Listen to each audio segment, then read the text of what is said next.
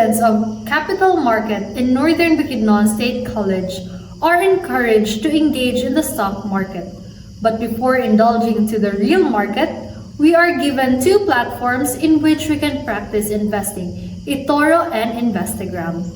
But first, let us know what eToro and Investagram is.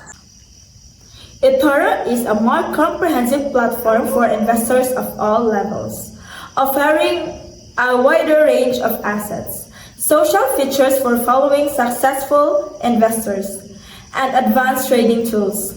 It is a social trading and multi-asset investment platform that offers various financial services. While Investagram is a leading social financial platform in the Philippines with over 1 million users, it offers trading and investing tools, education content, real-time market data, and various investment opportunities in Philippine and global markets. Investagram provides financial charts for trading analysis, technical analysis signals, chart patterns, and other tools to assist traders in making informed decisions. Primarily geared towards beginner investors in the Philippines, they offer a strong focus on the Philippine Stock Exchange and learning resources. Between the two platforms mentioned, we chose Investagram because it is a good starting point for Filipino beginners, investors such as us, with educational resources and virtual trading platform to learn the ropes before investing with real money. And now, let us see what my fellow students have purchased in the Investagram and why they have purchased it. The products that are instructed for us to purchase are only stocks.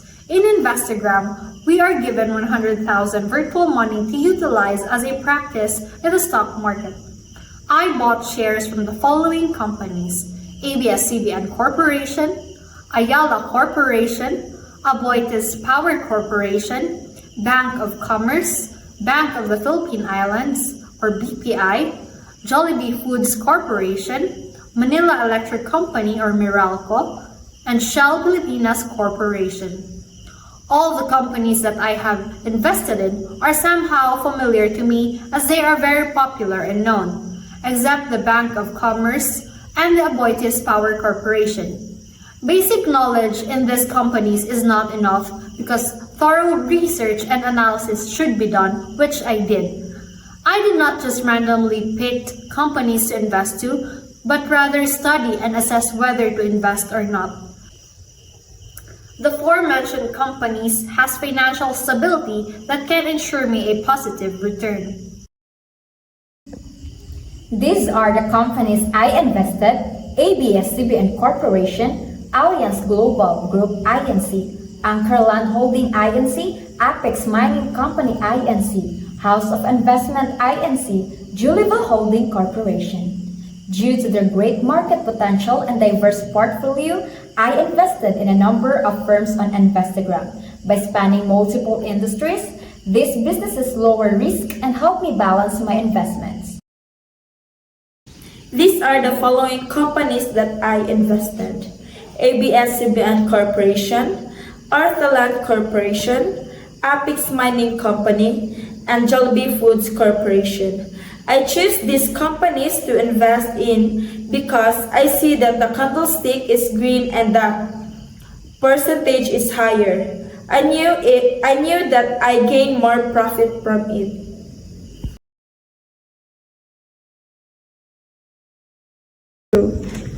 In this platform, Investagram, my experience in using this platform during my trading are the product and services which I choose. It decide me as factors for picking stocks. This platform, Investagram, I earned 87,593.93 pesos and my available cost is 13,126.48. These are the ABS-CBN Corporation, Ayala Corporation, PSA-APVI, and Aba Core Capital. I choose this platform Investagram because it gives me performance and the lesson I've learned. It gives comprehensive in various financial instruments, including stocks and commodities, allowing users to stimulate the trades of successful investors. Now let's move on to everyone's risk appetite. I, as a student who is still starting and learning the process of investing, I am quite conservative. My risk appetite is low, and I belong to the risk-averse type of investors because I would rather choose to earn less rather than taking the chance of losing big. I have a risk-averse appetite. I prefer safer investments and avoid high-risk opportunities. Being risk-averse means I'm more careful with my money. I'd rather not lose any than try to make a lot more. So, I usually pick safer investments like bonds or big stable company stocks. This way, I'm less likely to lose money even if I don't make as much. I don't like taking big chances with the money because it makes me worried about what might happen. So, I prefer to play it safe and stick with things I know won't change too much.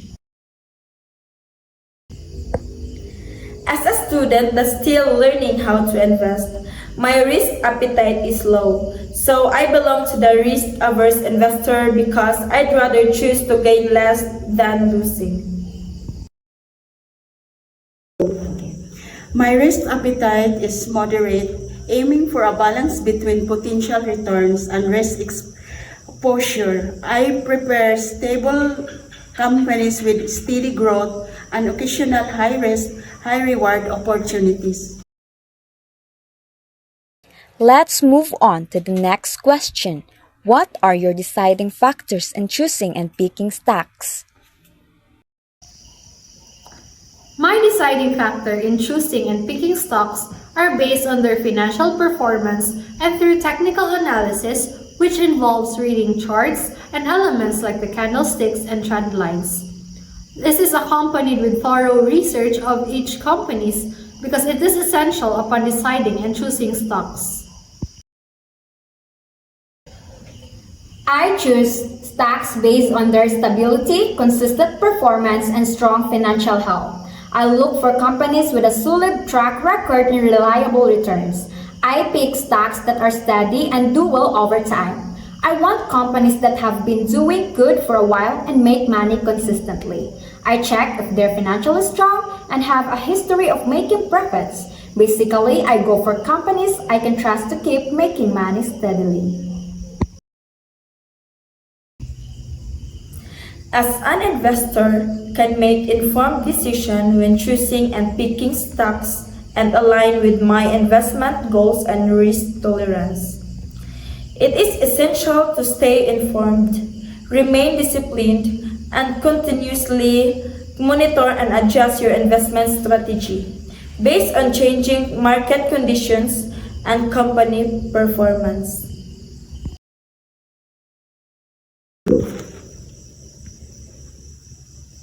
The key factors in choosing stocks including market research, the financial health of the company's industry trends, and advice from the Instagram community. Let's find out what are the strategies and tactics they have done to minimize risk. The strategies that I did to gain profit in my investment are setting levels in which if my investment reaches that state, for example, a 10,000 investment reaches 15,000 or beyond that, I will sell it to ensure that I will have an earning no matter what. Another technique that I use is to diversify my investment.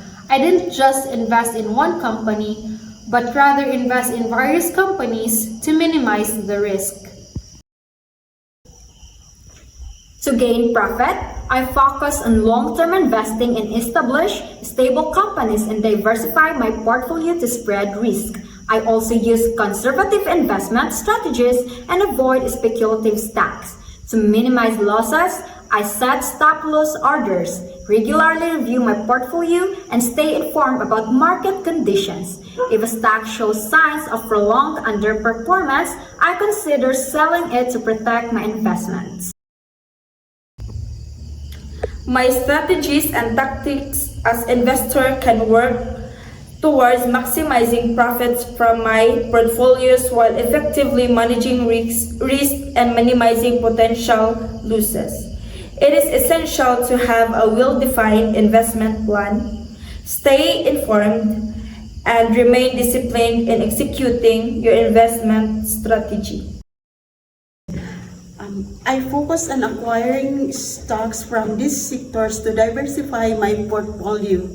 My choices were driven by current market trends, potential for growth, and historical performance data. The primary reason for those purchases was to balance risk and return effectively.